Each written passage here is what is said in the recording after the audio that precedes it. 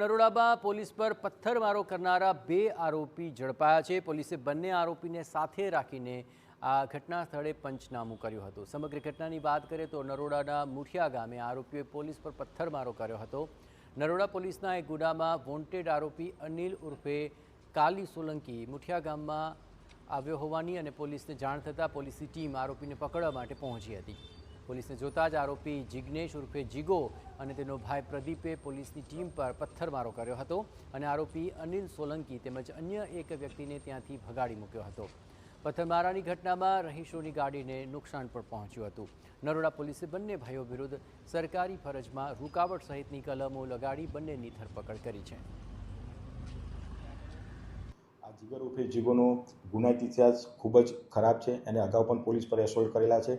એને આંબલિયાળા પોલીસ સ્ટેશનના ગુનામાં 4 વર્ષની સજા પડી છે, પરંતુ અપીલ દ્વારા હમણાં અપીલ જામીન પર બહાર આવેલો છે। તે છતાંય પણ એ આ પ્રકારની પ્રવૃત્તિ સાથે સંકળાયેલો છે એવી માહિતી પણ અમારી સાથે છે।